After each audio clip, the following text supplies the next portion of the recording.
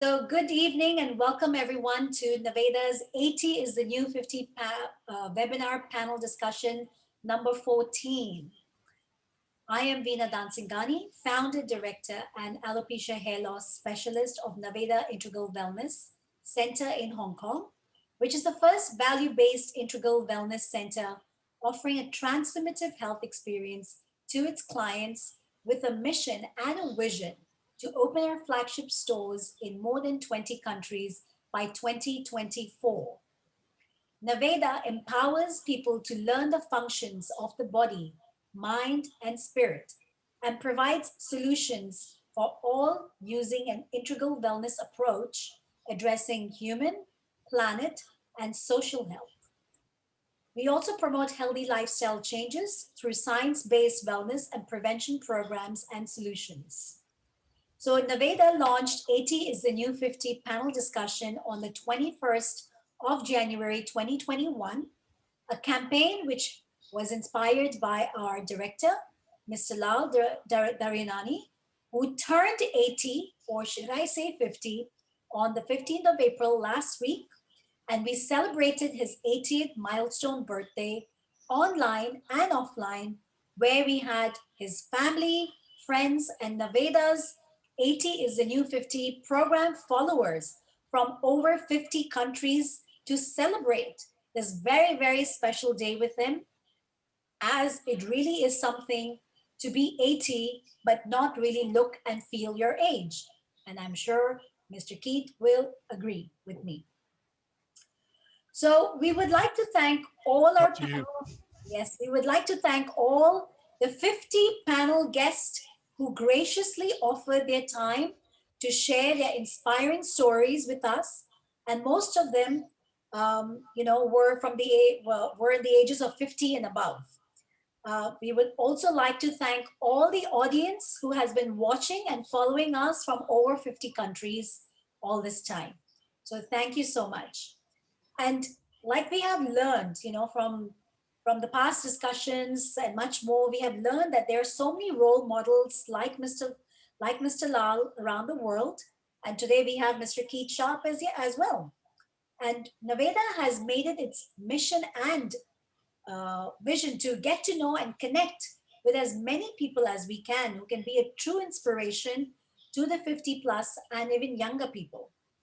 So we've all seen that life expectancy has increased, and we are seeing people live longer than they ever did before. And this is all thanks to advances in healthcare. It's allowing people to live longer. However, with age, we also tend to develop some physical and mental challenges like dementia, Alzheimer's, Parkinson's, osteoarthritis, heart diseases, obesity, depression, loneliness, loss of purpose, loss of passion, loss of drive. There's so many things that can come with age as well. So many people do face challenges. And as we can see also now with COVID 19, with the pandemic, with an increase of even diseases like cancer, there are more and more challenges that people are facing. So today in our panel, we are very honored to have our panel guests who are going to be sharing with us about nature's way to health and how they have been using natural therapies to make this world a healthier and a happier place. So I'd like to welcome our guests to this panel discussion. First of all, we have Mr. Keith Sharp from UK, from Southampton. He's the founder of Tai Chi and Qigong Alliance UK. He started Tai Chi in the mid 1990s and begun teaching in 2002. And his focus is to really help the over 50 years with restricted capability. And I'm sure we will learn a lot from him shortly after we make a brief introduction to everybody. And then we have Miss Yulia Chernakau. I'm sorry if I pronounced it incorrectly.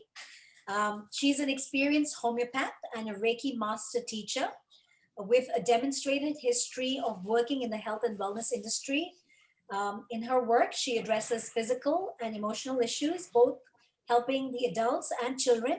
And she has an extensive experience teaching children with disabilities and speaks Russian and Hebrew language very fluently. She is living in Hong Kong right now. And then we have Dr. Shirley Yang. who is the Associate Vice President, UNESCO Hong Kong. She has many different awards under her belt and is very involved in a variety of ways in many sustainability projects. And she's also a certified yoga teacher. Then we have Dr. Sanjay Nagakar, who is a renowned microbiologist. He a PhD from the University of Hong Kong. He has published more than 100 scientific papers, research articles, reports, and conference abstracts. And he has invented over 83 technologies in preventive healthcare, environmental science, ecology, nutraceuticals, functional foods, and is also Naveda's in-house scientist and lifestyle scientist. So without further ado, thank you so much everyone for being here and a very, very warm welcome to this wonderful panel discussion. So first, just to start off the panel discussion, I would like to start off with Mr. Keith Shah. Welcome, Mr. Keith Shah. Thank you so much for being here. Sure. We have been in communication since the last 1 month or so, and I know you have been following some of our programs. Is that right? Okay, I have some questions about the video from each of you is seeming to break up quite often, so hopefully you can hear me okay. Yes, we can hear you. Shirley? Yes. Yeah, we can hear you. Yes, we can. We can hear you very well. Good. We can see you. Right. We can see you. We can hear you very well. Thank Please you. go ahead. Right. Yeah. Okay. I'm very pleased to be part of such a wonderful organization throughout the world, which is occurring with people who have the eminence of knowledge throughout the world.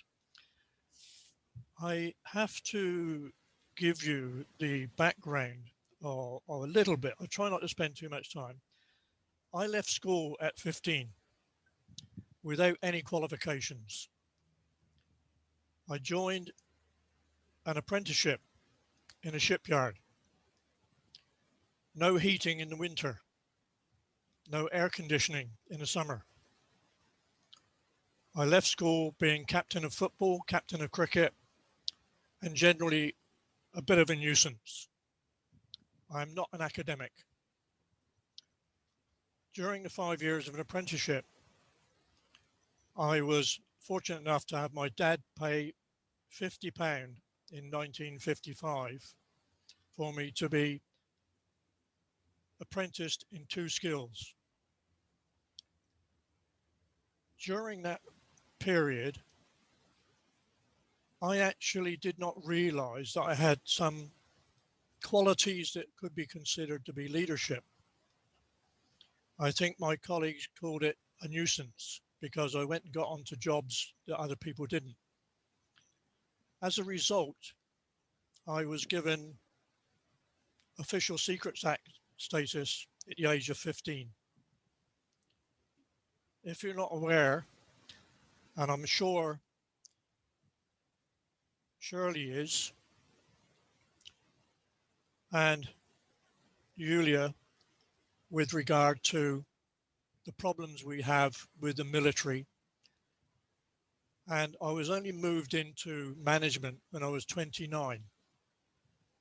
I was taken from the shop floor and made responsible for international installations and servicing of marine equipment. During 20 years with a shipyard company, I traveled extensively, working from workshops up to positions of power, industrialists. I'm sure you've heard of people like Richard Branson, and I was working on his project sometimes, and others throughout the world. What I found was that I had an empathy through all levels of management and workshops. And I began to realize the benefits of what I used to call after sales in combining training, documentation, installation, servicing, and everything that went to make the customer happy. the customer being happy used to pay more for our product because of that customer service. So, I left that. Mr. Keith, Yes. we would love to learn more about how you got involved in Tai Chi and Qigong. Yep. I'm coming to that on the basis of leadership. Okay. During those years, I traveled extensively, and in 1985, I had my first trip to Hong Kong. I walked across Kowloon Park and watched people doing exercises, and I thought, how slow, how stupid, how naive, having been a fitness expert. And in 1995, I was introduced to Tai Chi properly by an American. And from that moment on, I saw Tai Chi and Qi Kung as a benefit to me. And since then, I've introduced it to a variety of organizations, such as AIDS UK. I set up Parkinson's disease exercise programs. I work for Southampton City Council in running over 50s programs, and realized over many years that I was no longer teaching, I was sharing. And when I was employed on P&O cruises to teach Tai Chi, I said, I'm no longer teaching because I'm only on board for 2 weeks. But I did 8 cruises, and I had to do a presentation, and I said, I no longer teach. And this person said, what do you mean no longer teach? I said, well, I share. I'm a professional teacher. I have now certifications for teaching. But what I found was I had more feedback from the clients telling me of their problems and explaining to me that I can't bend that far. My legs are not strong enough. I don't have the balance that I used to have. I can't see. And how I ended up teaching, running, sharing classes with what is called here is Southampton site, which engaged me in April 2010 to run classes for the blind, the visually impaired, and people with multi-morbidity problems. I've listened to a lot of these people and realized that Tai Chi and Qigong in the UK had a fantastic name for running formal classes. So in 2004, whilst working for social services and running classes for over 50s, I had about 13 or 14 classes running a week. Nearly all of them were what I call ad hoc. So people who were ill couldn't come, and I had to readjust my teaching and my training to allow for people who found it difficult to turn 180 degrees, let alone 360 degrees. And so I've moderated it quite a lot. And in that, I thought, why are all my colleagues in the Tai Chi Union, Tai Chi and Qigong Union, so mixed up with martial arts? With regard to the Tai Chi and Qigong Union, I began to realize that they did not have a health and wellness set up. That is now in place. What are my aims and visions for the rest of my life? Is to see Tai Chi and Qigong in appropriate forms, professionally standardized, so that we can go to the government and show them that we have professional qualities that can be used for referrals, for prescriptions, for exercises. Because the world knows that we have a fantastic National Health Service here, which I now tend to call the National Illness Center or Service. They do not spend in prevention. They do not spend on aftercare. They allow people to go back into the community without any recommendations. Oh, go and do some exercise. Well, what exercise?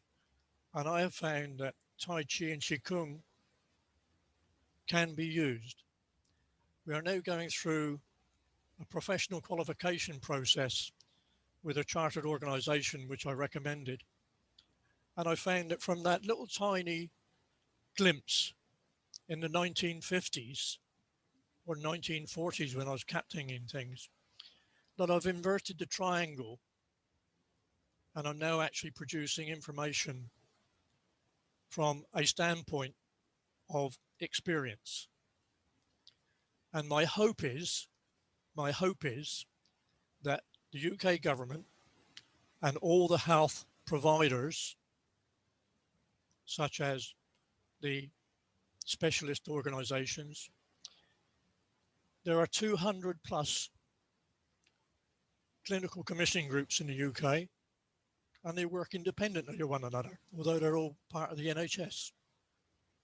There are 600 or so social services. Combination of that is that there's 28,000 GPs and there's 68,000 physiotherapists.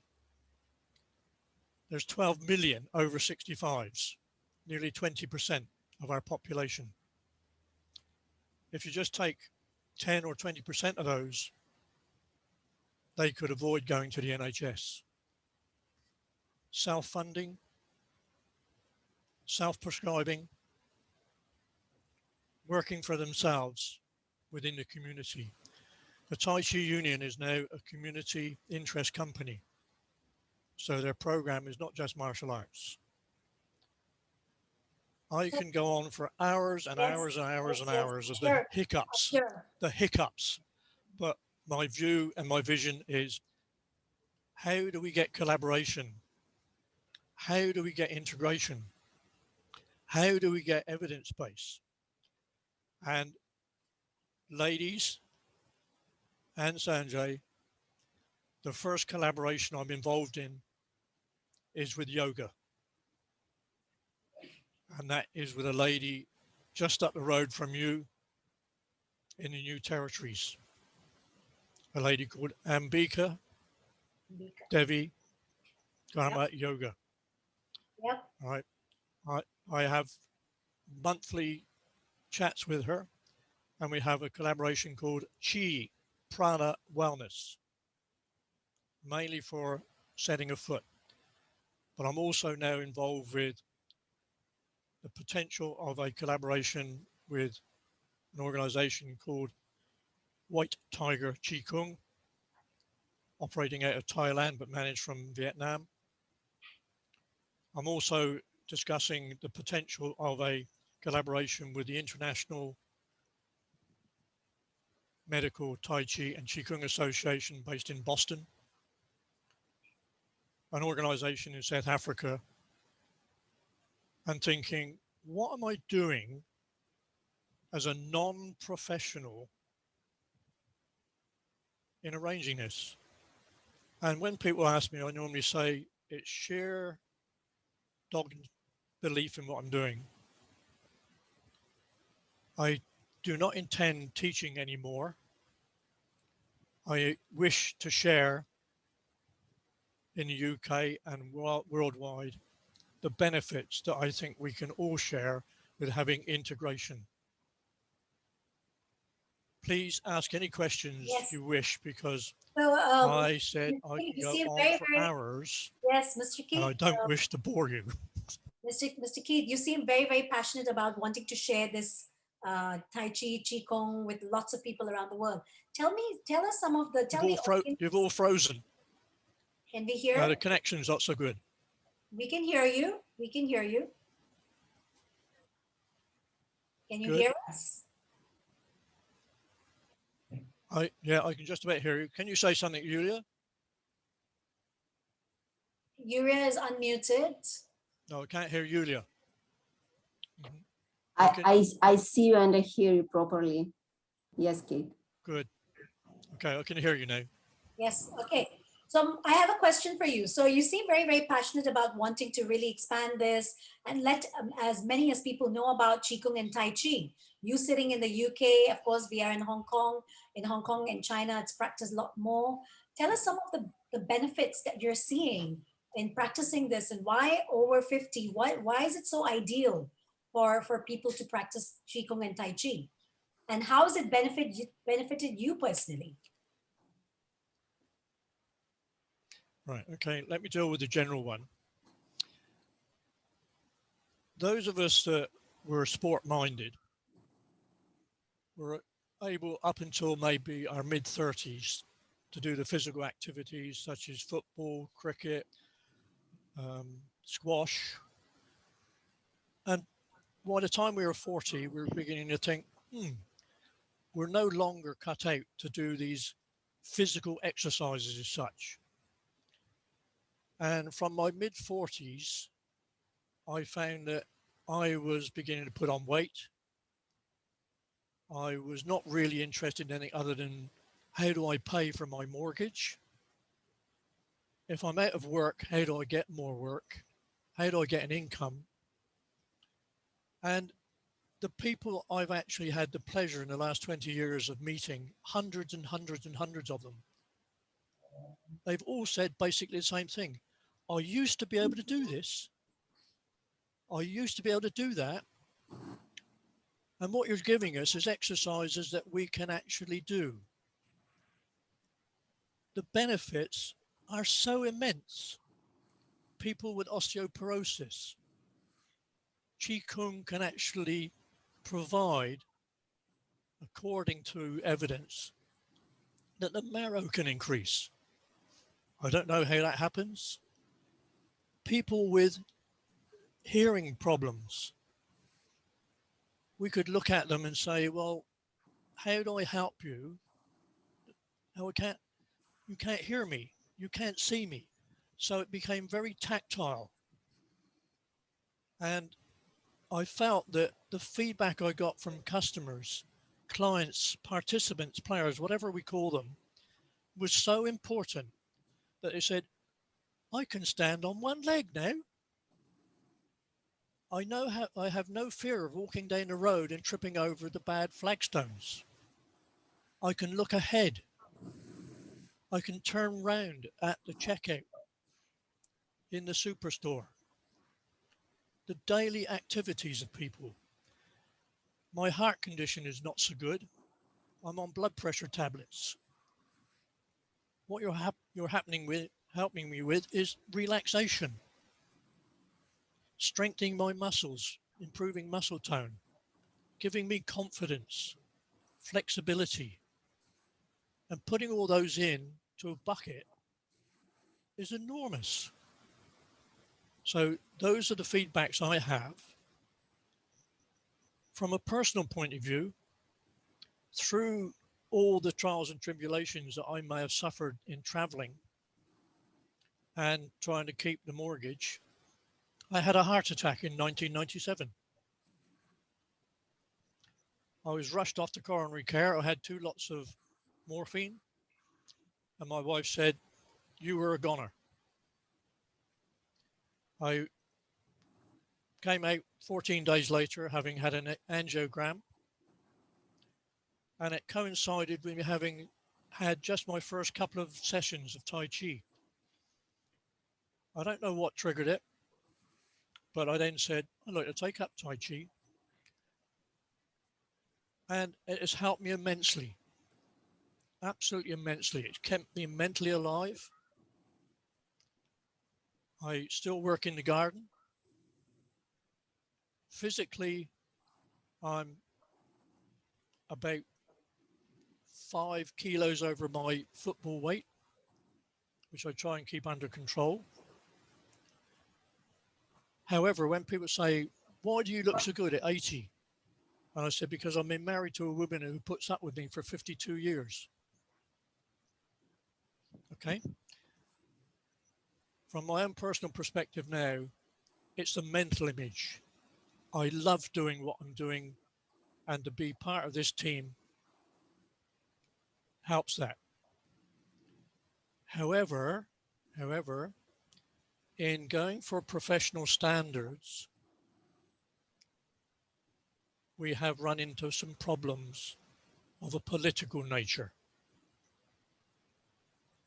I am not prepared to discuss them over this medium, but they are very, very serious for the future of Tai Chi, very serious for the future of Qigong in the UK, and possibly right on your doorstep, all right, from your fatherland, motherland, or whatever it is now, all right? So Sorry to say that, but yeah.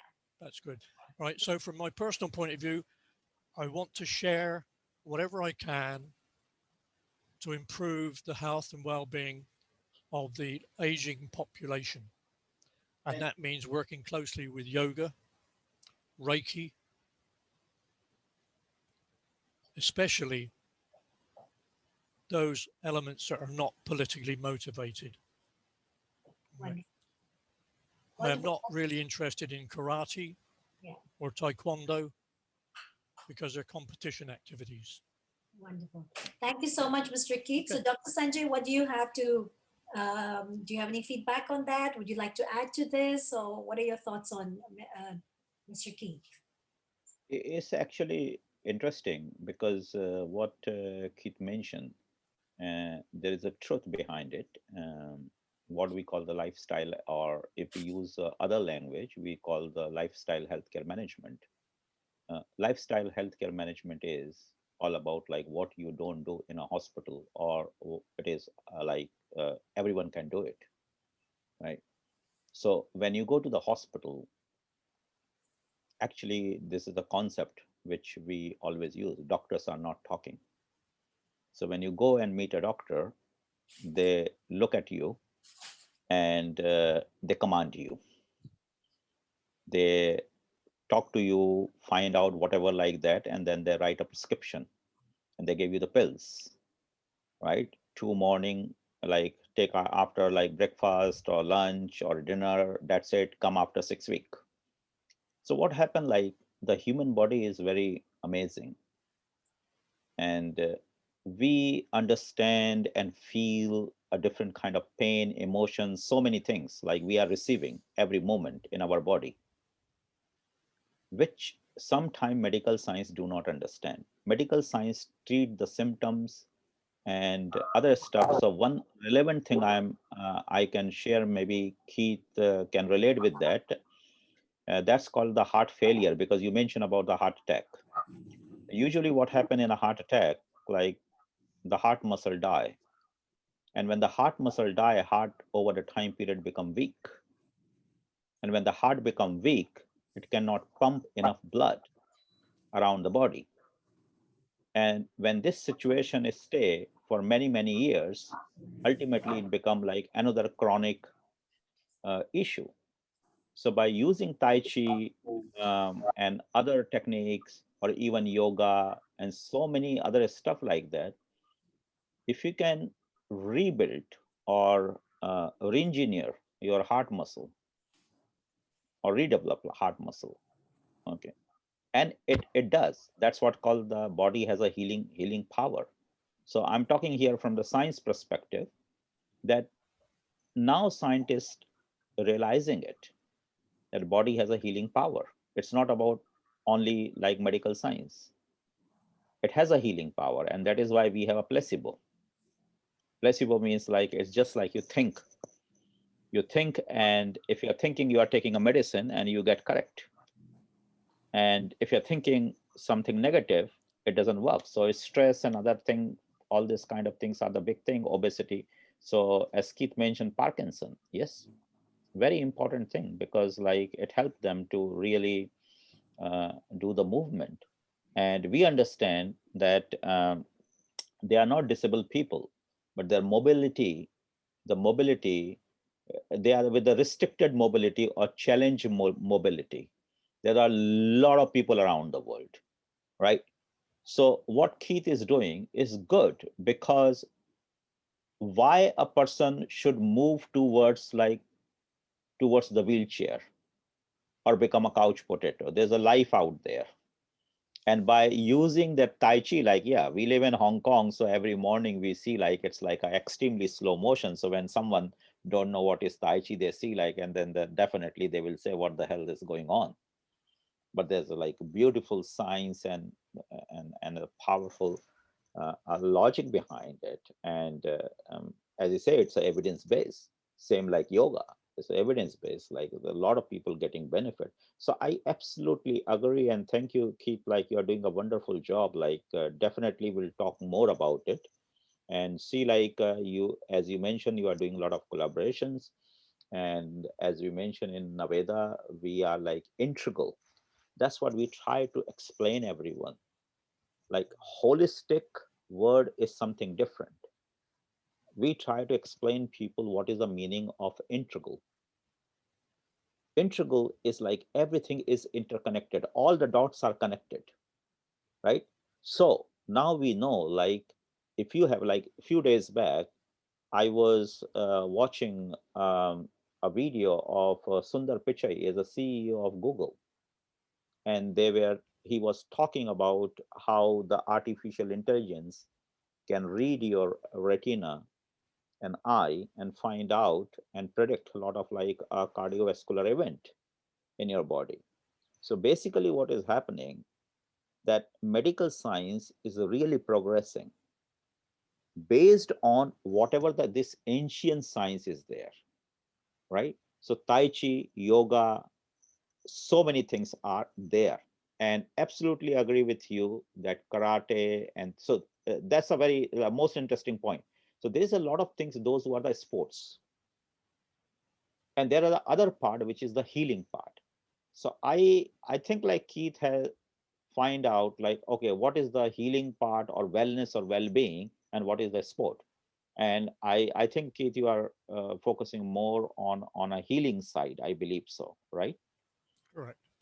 Yeah. So that's what, so wonderful. Like, so maybe like we come back to like we can talk to Shirley and Yulia, and then come back to Keith later on that. Yeah. So I want to move on to Yulia, because Yulia also is a Reiki master, and she's a teacher, Reiki master and a teacher, and she's also a homeopath, again, using very natural ways to heal the body.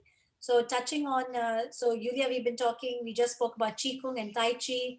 Please tell us a little bit about your practices. I know you're using Reiki as a practice to help people physically and emotionally, and also you're a homeopath. So please do share more about what you do. First of all, thank you. Thank you for having me. It's a pleasure and honor. I would like to come back to the name of your panel, 80s, the new 50s. And as we said, there are people that at the age of 80 are not capable of doing nearly anything. And there are people that are very active and healthy and look very young. But of course, behind this, there are reasons how they get to this age and keep being energetic and young and healthy. And I think that one of the main ideas is to start paying attention to yourself and to your body and what it needs as early as possible, because we live in a very active and busy world, and we run and we do and we work and try to achieve. And very often our body tries to indicate something, that there are some problems, that there is a pain here and an ache there, but we are so busy and so concentrated on other things that we don't pay attention. And the body, the only thing that the body can do is show there are problems, showing it with some symptoms. We are very oriented in our world, unfortunately, on taking pills and making these aches and pains going away, which doesn't treat and doesn't resolve the problem. We maybe put it aside, we help it disappear for a while. And then very often we find out that if we didn't treat it and didn't heal, there are much more serious problems that come up. So the whole idea of homeopathy and Reiki is to take care of the person, to take care of the whole person, not the separate part, because nothing is separate in our body. Everything is connected. Nothing happens by itself. If we have a headache, the headache is connected to other things that happen in our body. And if we pay attention, if we listen to our body, if we try to treat the problem and heal the situation, and not just pinpoint and do something small, then the chance of getting to 80s being energetic and healthy and strong is much more realistic. possible, much more possible than if we run and do and just and not pay attention to ourselves. And the idea in homeopathy to help the person to get to the balance. What happens, we can't be always at our best. We all have ups and downs, and life is going on, and there are stresses at work and at home. But if there is something that helps us to come back to the center and to this balance, then it's much easier to overcome physical and emotional problems that will arise on the way. There is no way that we can prevent it from coming. It will be there. But using these methods of alternative medicine just support us much more and bring us to a much, I think, happier place than if we don't do it. So Yulia, can you share some of the cases in terms of like your practice in Reiki or homeopathy? Has it been able to help some very chronic cases? With homeopathy and with Reiki, there is no specific illness that we are trying to heal. The person comes with everything that he has, and it always mental and emotional and physical together. Of course, as we know, for the person to come for a session, for a treatment, he needs to be in pain most of the time. And physical pain, we all listen to and we all pay attention. When we are sad, when we are depressed, when we are anxious, we can find some explanations for ourselves how to deal with it. But when we have physical pain, it's very hard to not pay attention to it. And when the person comes to a session, it may be chronic headaches like migraines, it may be arthritic pains, it may be issues with the stomach, because in our age, I think it's very hard to find a person that doesn't suffer from some allergies or stomach aches, reactions to food, and also emotionally, we first of all react in our stomach. It's very interesting. So it doesn't matter what is the physical problem that the person comes with. It will always go further, and we'll always in our discussion get to and try to find out when did it start, what brought it up, what was the trigger, what was the emotional situation that the person was when the physical problem started to develop and appear. And the main idea of homeopathy is to treat similar with similar, which is very, very interesting and very specific. And I will give you very simple examples that it will be clear and that we can understand how it works. What is similar is treating similar. For example, when do we drink coffee? When we feel tired or when we want some energy? Exactly, when we feel tired, when we want energy and need energy to go on and work, to continue more hours. So very one of the examples, the person that comes and one of main complaints that he's over energetic, that he cannot stop doing things, cannot fall asleep, that the mind is working all the time. One of the homeopathic remedies that may help him will be prepared from plant coffee. Plant coffee. Yeah, so it's picture that coffee can produce in a healthy person. This substance can help the person with the same symptoms with the sick person. Okay, interesting. Okay. Yeah. Let's take another example. Arsenic is a very strong poison.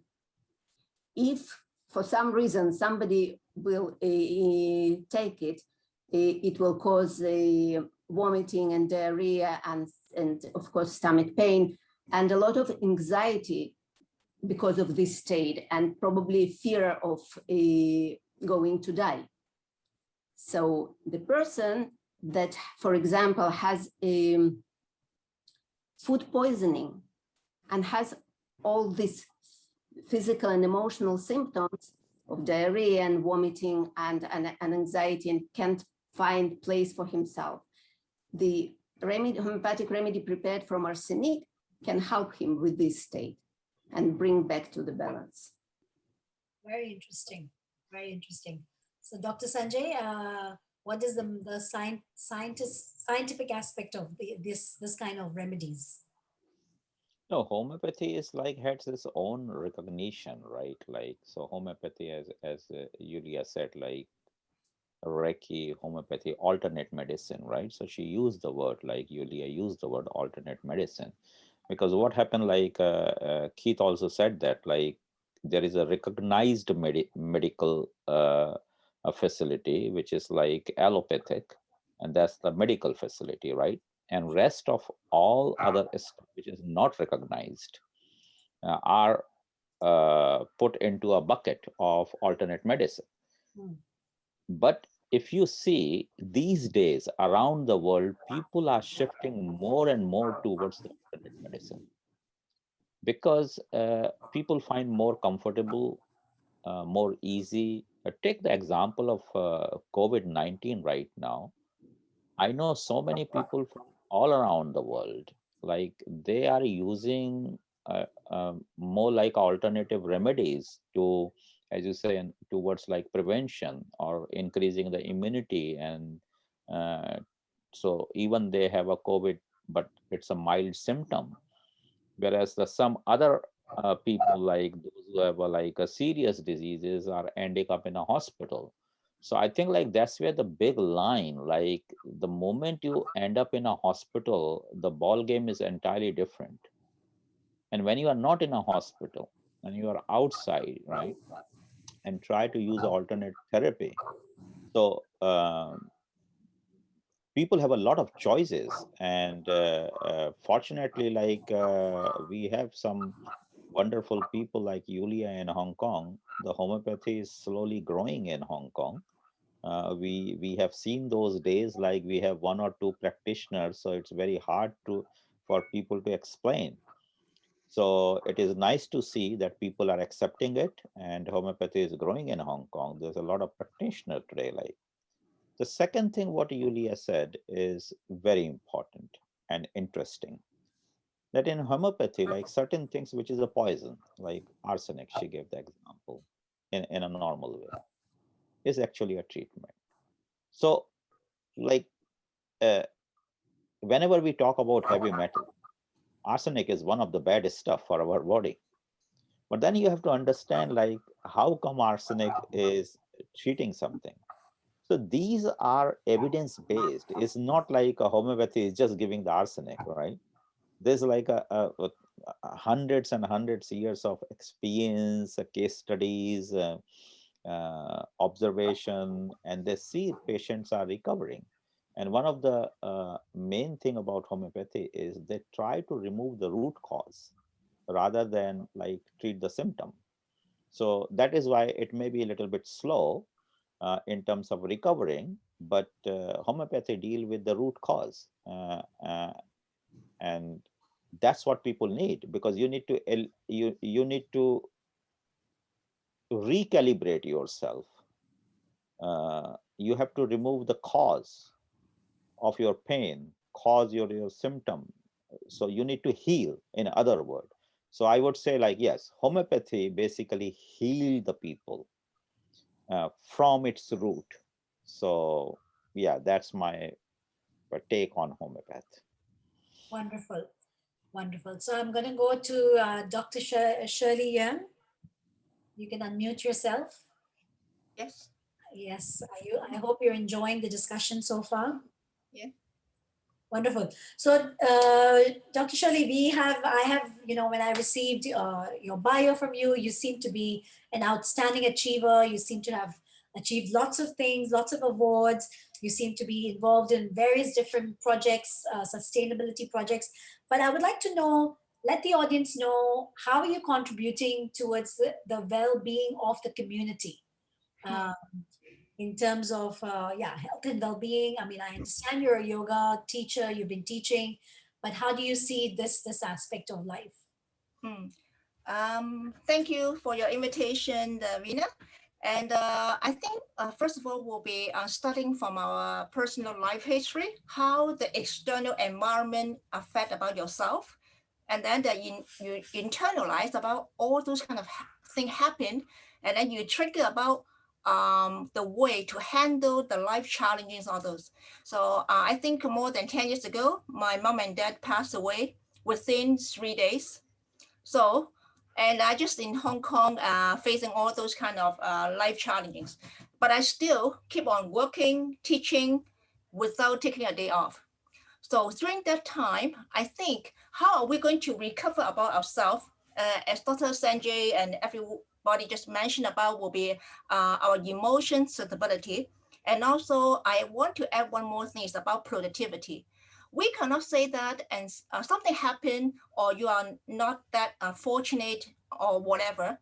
But the thing is, we need to resilience, okay? How we look at the issues and then how we go back to our normal emotion status, get back to work, get back to contribute to your community and say that, oh, even though something may be happen, but if you can pull out yourself out of that situation and look at what I should do and also without further involve too much, and you can get back your energy and also productivity. So that will be one thing that what I have learned in the past 10 years. So I found out that practicing yoga at that time helped me to have the mind calmness and also think about when you're quiet and then think about everything over. Just like Buddhism, just like Indian, a lot of religions or belief, when we talk about wellness, will be about spirituality. We talk about mental, we talk about physical. So during when you practice yoga together with meditation and also with Chinese uh, painting, can you see the little thing? My Chinese writing, calligraphy, and also practice about, Buddhism. We talk about sacred life, all those. And during all those kind of things, actually, it's the therapy. I think yoga is for the physical energy that you can make your mind to be like calm and focused. And then after that, when you join something, even maybe some lines or circle, whatever, it helps you to think about innovations and then balance about your left brain and also your the right brain. So that's why Venus say, oh, I have a lot of contribution to the community. Actually, those are outcomes. I don't expect all those. I'm just feeling that if I come across something happen in my life, my student or maybe not bright, but it doesn't matter. We still have the solution how to handle the challenges. My mind is all the time thinking about solutions. So once I think about solutions, I forget all those kind of unhappiness. And then once you get the solutions, I feel very happy. Just like in the past about the COVID-19, I published about 18 books. So that is about spiritual leader. And all those with like yoga, they are all photo taken by me, and then with their drawings. So the thing is, more innovations come into your mind. How you can have all those ideas is because of your calmness in your mind and forget about all those unhappy like moment, and then you get back your energy. So somebody get back the energy, say Yulia mentioned about Reiki, or maybe Keith mentioned about Tai Chi, Qigong. So everybody have their own way how to get the energy. So for me, yoga, Chinese calligraphy, drawings, teaching, book publication, because all those need to have a quiet time, maybe 1 hour or 2 hours. And finally, you have a kind of like community.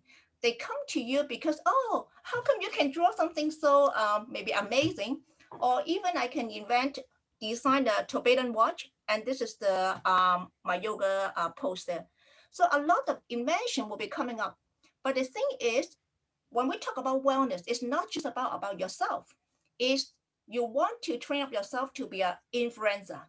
How you can find out the solutions, and that kind of solution may be possible to Vina, may be possible to the guide community. So in the past about 10 years, I focus my community will be women, and women can be have two major groups, like me age, okay, and then the other one right now I'm working for the female entrepreneurship worldwide for inspiring girls from UK to, it's about age from 10 to 18 years old, how to find out the values and also the character personality, and help them to build a very positive life. If you have energy, you look at something from a very positive angle, and innovation, transformations will be coming. So all those will be just like the outcome or output that you cannot imagine. But if you're scared, you're uncertain, you don't have anything come back. So that's why I urge you think about what kind of therapy, your habit, your holistic lifestyle to help you to gain happiness, energy, productivity. So finally, I think that will be just like a little sharing from my life.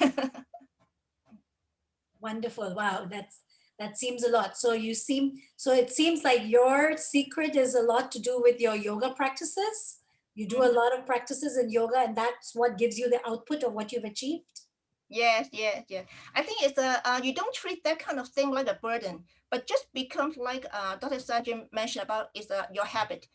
Within 1 week, if I don't do yoga, don't drawing, or don't do any writing or publication, you feel that you have something that I haven't done something.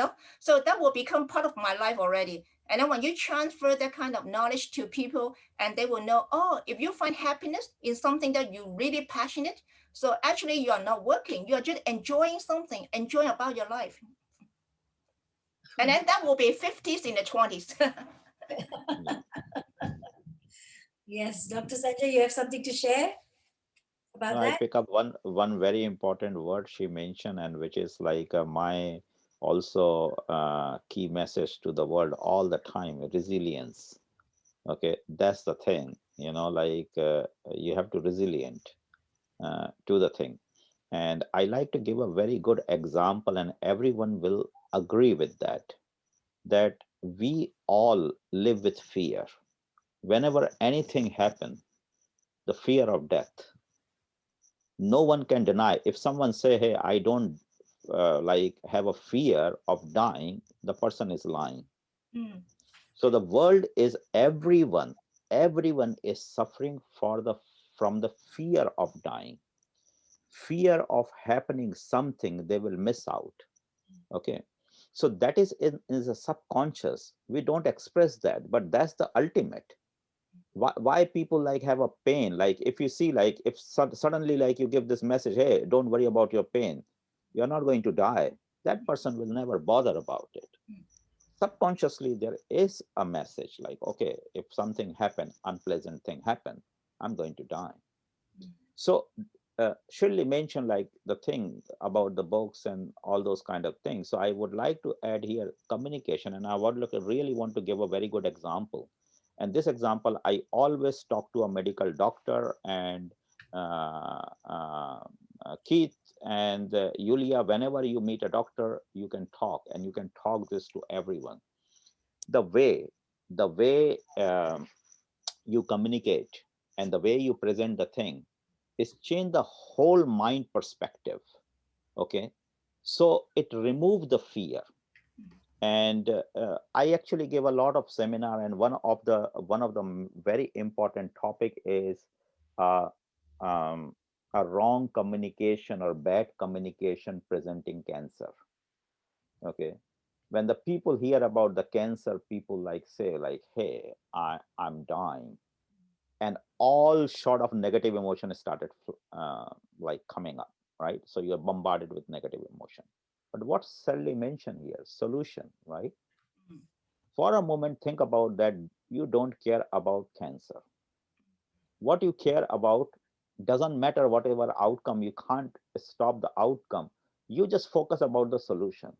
Then suddenly what your mind is working, your mind has started reading like, okay, it doesn't matter whatever it is, that what is the solution. And that's where your mind start opening up, and you started reading and finding there's so many things out there in the world, right? So just want to give you one example. If you type in a Google the stage 4 cancer, and then most of the things, 5-year survival is this, that, and all those kind of things, like 10%, 15%, 20%. But when you see that, you're all 90% dead, because you just read something very negative. You're not reading the solution.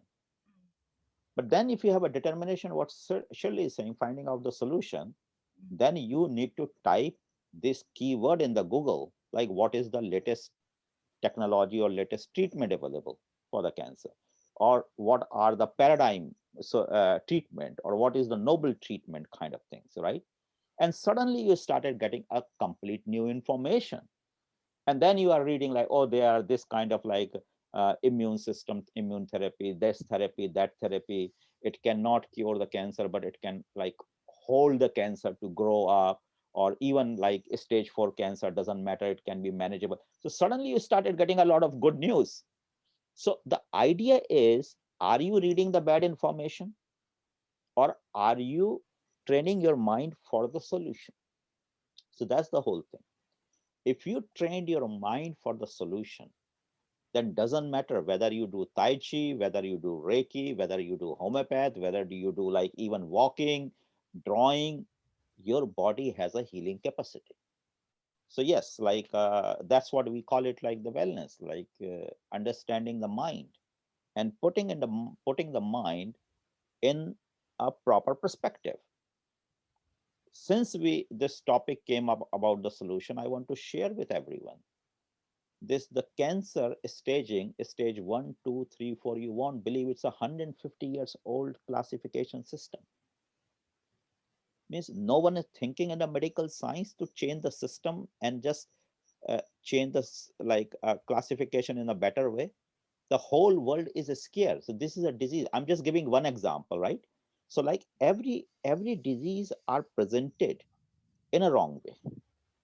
Okay, and then every person, the medical science is calling them patient. The moment you call someone patient, then what Shirley is talking is not fitting up there, because Shirley is talking about the solution. If I want a solution, I don't want to call myself patient. So I think like the vocabulary, this word. So from Shirley, what I can say that this world, beside homeopathy, Reiki, uh, Tai Chi, all these kind of things, what this world need today desperately is the change of vocabulary. The world need a new dictionary. We need a new word. We need a new phrasing. Believe me, like if we change the word, there's a lot of negative word in existing communication. If you really see, 80% of our vocabulary is filled with negative communication. 80% of our day-to-day communication is filled with negative things. So that's what it is. So one thing I resonate with Shirley over here. I'm a very positive like person, and before in one of the panel discussion, I said very interesting thing. In my life, I deleted two word. One is success, one is failure. These two word do not exist in my life. I don't want to be success. I don't know what is success. I don't know what is failure. Or even if people are so desperate about the success, I would say my life is a series of failure. I'm a serial failure guy and still enjoying my life, because whatever I get, every time I get beautiful I want, I have to fail. Okay, so I get all the best thing in my life by failing. So the concept is this success. What is that success? How you define success? So that's what it is. Like, it's a word is so important. So what Patrick is giving, and Keith is giving, and Yulia is giving is a kind of ancient wisdom. Okay, but what I'm adding with Shirley is the language. Language is very important. And with you, like say you are doing homeopath, and if you change your language and start rejecting all these negative things, suddenly you add another dimension. So like right now you have so many chemicals and other stuff in your homeopath as a remedy. In Tai Chi, you have a movement, but there's a new medicine. It's called the communication, the sound. Use the positive sound. Use the every second, use the word which include solution. The moment you every day in the morning to evening you keep talking about the solution, and then there's a everyone will agree with that, regret. This is another very negative word. Why have regret? Some people live 30 years, some people live 100 years. Okay, everyone has to live 100 years. Who said this? If you live 40 years, fine, you go, that's it, we gone. If you live 50, 60, 70, you go. Why that greed that I have to live 80, I have to live 100? Why? If you don't do anything much in life, why you want to live? So again, there's so many, this is a philosophy coming in, and the Shirley has like switch on my this particular button, but like channel.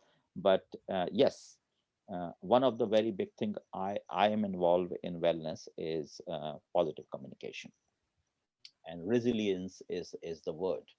Like, and in fact, like this afternoon I was talking to Veena, and I was talking about the consistency, the constant. Like when you do something, you have to keep doing regularly, and when you keep doing certain things, that's what we call the habit, right? So habit can be a bad habit and a habit can be a good habit. Again, like, why don't we call it the good habit as an addiction? Why we only say the bad habit as an addiction? Think about it. Whoever written this language and the vocabulary is a serious problem, and we all people without thinking we keep using those words and putting in our life. So my conclusion over here is, I have a wonderful vocabulary. If you like really need it, my dictionary is much better than Oxford dictionary, believe me. Like, I have such a wonderful word over there. I have no negative word in my life. Okay, because I deleted all that. And then there's an expression of many things. I have created my own word, and that's what my message to the world through this panel discussion over here, because all of you, like doing something for the community, you know, it's not like for yourself. And Veena is like, since you guys share something about you, I'd like to share something about Veena. That as Veena mentioned about, like, she's a alopecia expert, hair expert. But one of the very important thing, like I always mention to Veena, is she's a very likable personality. Okay, so people need to like you. It's very important. You need to be like very humble, smiling, uh, down to earth, and like acceptable, adoptable, those kind of things. And that is why this Naveda, the whole concept we started, because uh, Keith, you mentioned about collaboration, and that's how it is. Like, how you can collaborate when people have like a kind, people are like a water, like they go and they understand each other, right? If you have a rigid mind, then there is no collaboration. So unfortunately, you mentioned something about government or the hospitals. And so I would say like anything, when two different parties, A and B, are not flexible, then there's no collaboration. It has to flexible. And Veena here is a very flexible lady and a face of Naveda, and very sincerely uh, taking care of this Naveda's panel discussion since 21st of January. And we are going to run this whole year. And as you see that, though uh, we have a three guests only today, and all three of you are coming from such a wonderful different background, but something is common in all of you is you have a passion what you do. Think about it. If you don't have a passion, you can't do what you are doing, right? And that's what Naveda is exploring. So Naveda is bringing the people like you from all around the world in a one single platform. And then we have this bigger mission that we call it Live Life Naveda Way.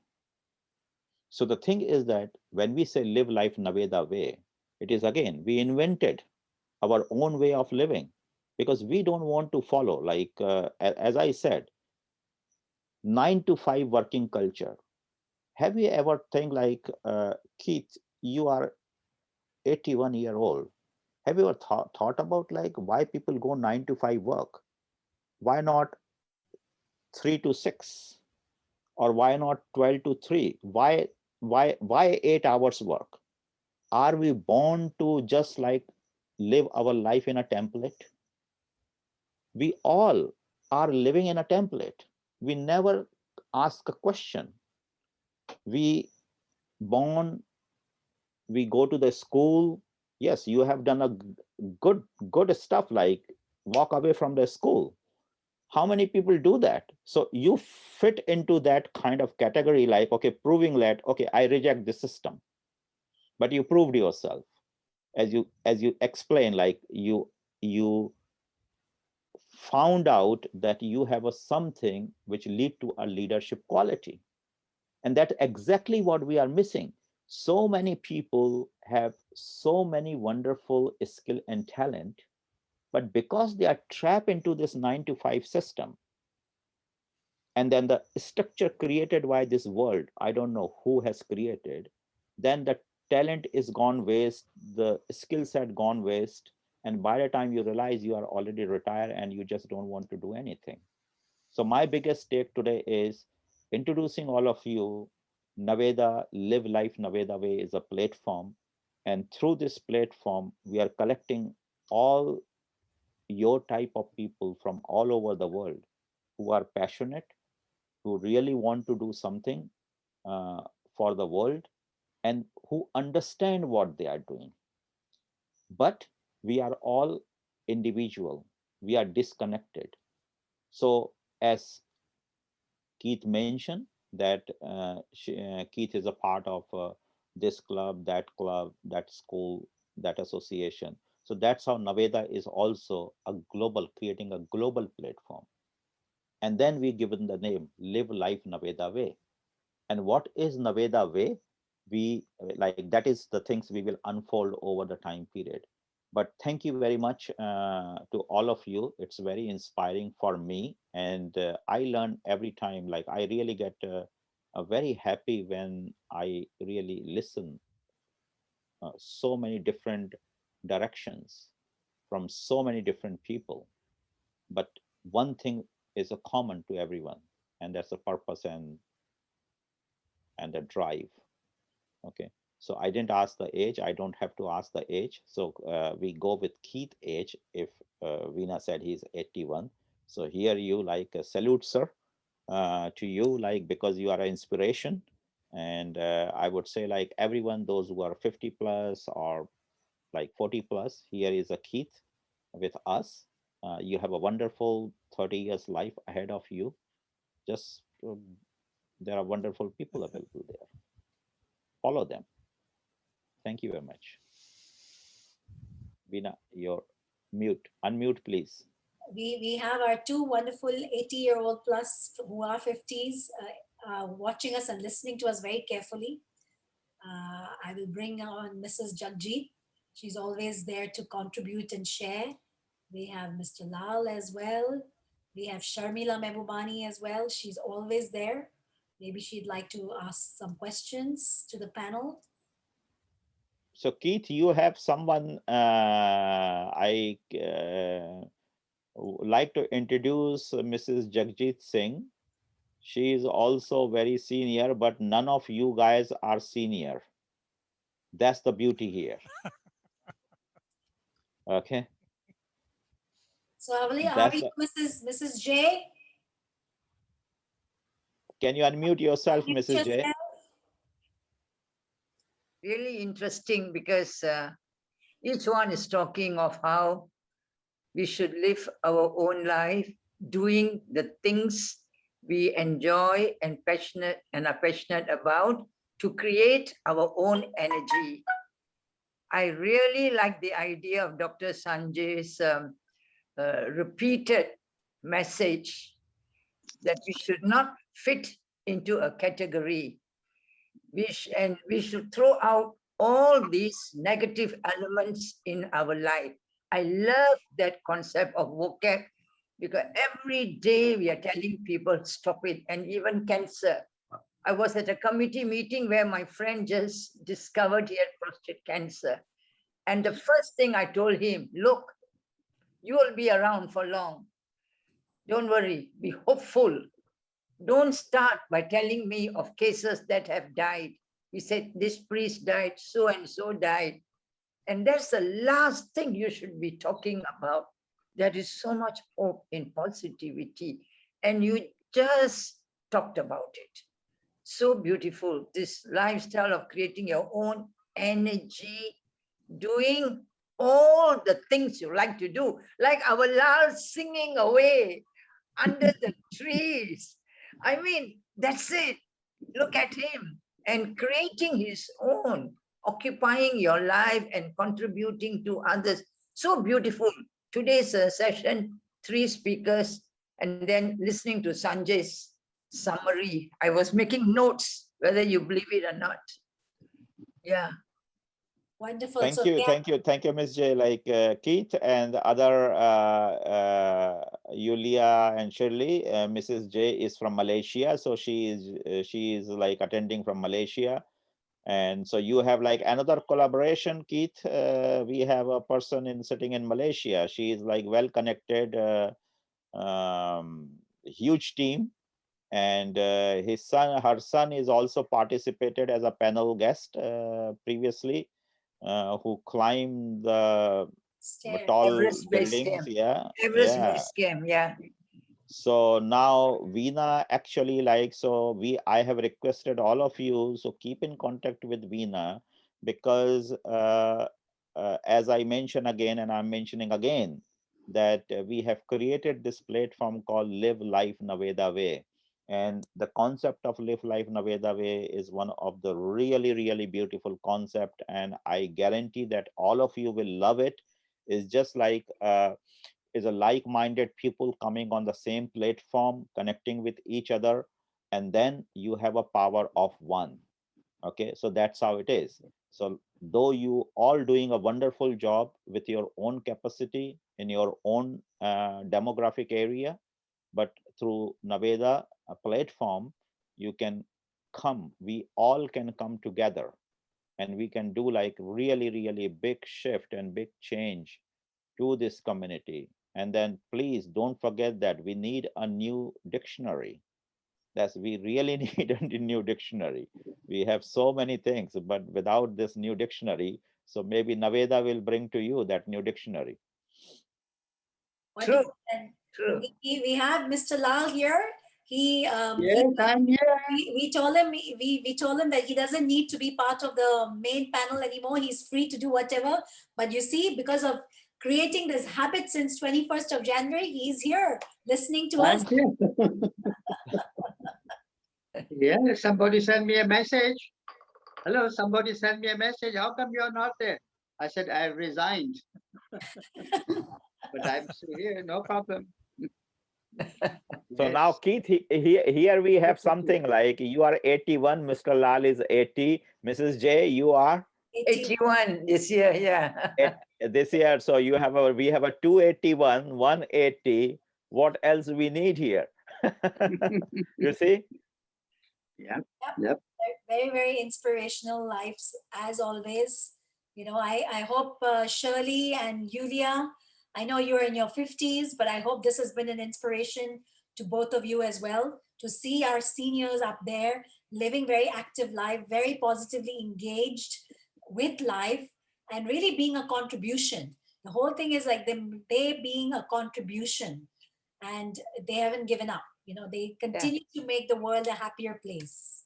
But there's so Keith, much to do, you know, it's strange. Day by day, the offers that come to you, people who want you to talk, people who want to listen to you, share your lives, speak on panels. I mean, the day is not enough. I keep saying, that's true.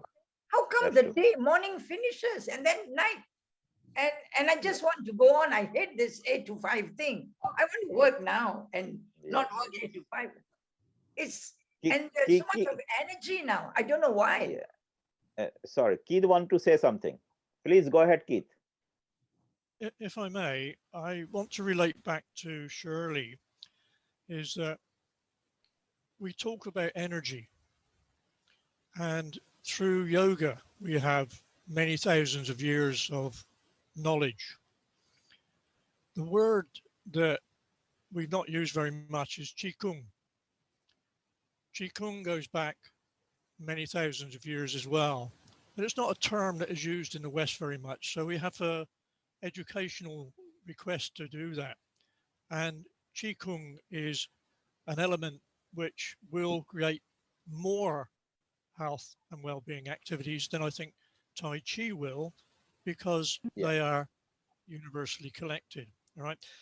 The word energy, whether it is Qi, whether it is prana, or from Ulya, it is Ki. All right. So energy is there.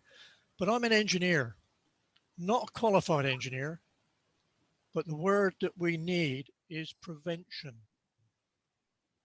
We live in an age of relying on the medical facilities, and we really need prevention.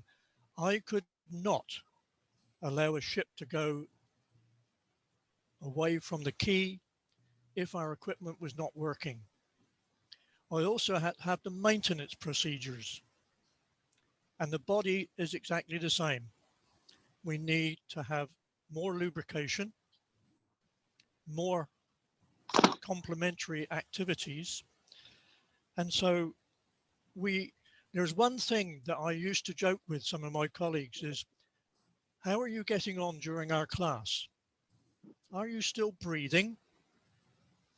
Breath works, right? Meditation. I never ever believed in those until a few years ago. I now want to see integration of any or what? Mindfulness, acupuncture, Reiki, especially because it has a slightly less worldly position than Tai Chi and yoga. Resilience, you mentioned, Sanjay. Yeah, passion, resilience, sheer doggedness, complementary.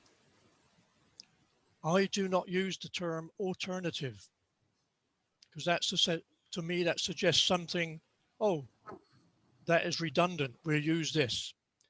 And that is not redundant. After my heart attack in 1997, I was put on a particular prescription of statins.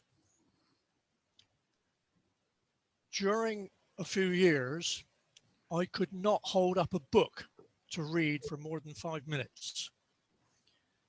My students who were suffering similar problems proved to me that we needed to reconsider that medication. I'm now on the third different prescription because cheap statins were causing us arthritic pains. The latest statin does not. But what is it? It's the most expensive statin around. And the GPs are not really interested in selling it. So in addition to that, it's a case of saying, well, what else can we do to help ourselves? Roll the shoulders, relax. Now, as an engineer, my mind is always going. I still work in the garden. How am I going to resolve that? 90% of my colleagues in the Tai Chi and Qigong Union always are happy to identify problems. They're always willing to criticize. And when I say to them, what is your solution? What are you going to do about it? It ends up on my desk because I'm the silly devil that's prepared to do something. 10% of us. All right. Lau, congratulations last week and the date that you had your birthday. And to Jagjit, is it Jagjit? Yeah. Right. What a wonderful life we're living as 80-year-olds. People say to me, how do you look at like that? Because I don't give up.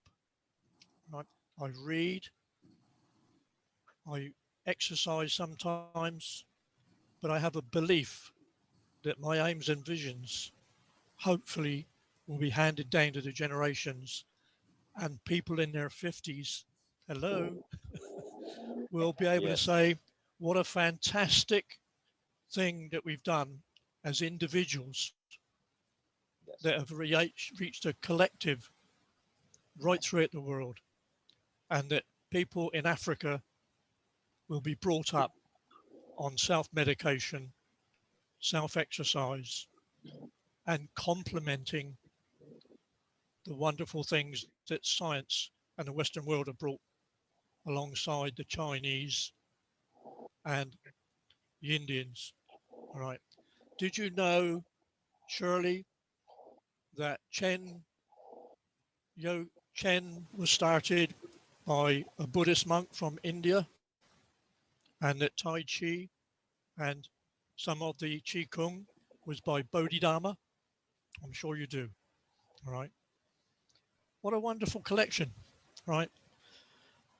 5,000 years, I think we've managed, from my point of view, what a wonderful team.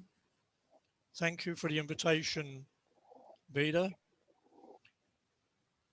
Where do we go from here? Let it develop. Yes, let it develop. Let it develop. Let's join the club of 80 is new 50. 50. Yeah. Wonderful. So thank you so much, everyone, for being here. It has been a lovely, again, another wonderful, inspirational discussion. Uh, Dr. Sanjay, actually, I wanted to ask Dr. Sanjay if I can take a break this week. But then he said, no, we must continue.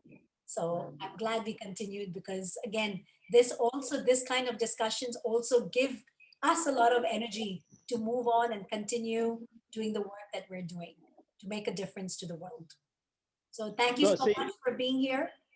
And yeah, it is like I really want to say today, like it's a very special because we have three people 80 plus. So it's like really 80 is new 50, like makes sense. And that's what we keep saying, like all we young people, we really should look up to these heroes. Like if they can live, why can't we? That's is as simple as this. So we should make Keith or Lal or Jagjit as our inspiration. And we should ask them like, hey, Keith, what you do? Mr. Lal, like, okay, Happy, what you do? Like, so that's how it is, right? happy, So happy. yes, so next time, one thing, Keith, like you mentioned, so before I forgot, and it will be an interesting topic for you also, Yulia. Um, this afternoon, I was talking to Veena and Keith mentioned certain things about the value. So we are going to have very soon a topic about the health benefit of Indian medicinal plant. And this is the another thing which is like really, really very much at the par with like all the ancient wisdom. So when we are talking about the ancient wisdom, I think on the global platform, it is very important to know the benefit of, I will not say the Ayurveda, but I will say like the Indian medicinal plant. And there's a wonderful information. And very soon, like Veena will inform all of you when we are going to do that. And please attend that one. That's going to be a very, very interesting one. Yeah, thanks, Veena.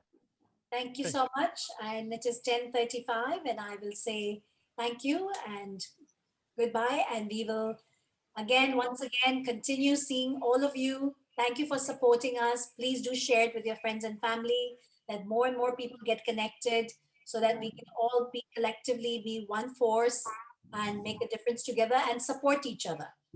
And Okay, so 1 second, like though all the panel guests, Jagjit is aware about it.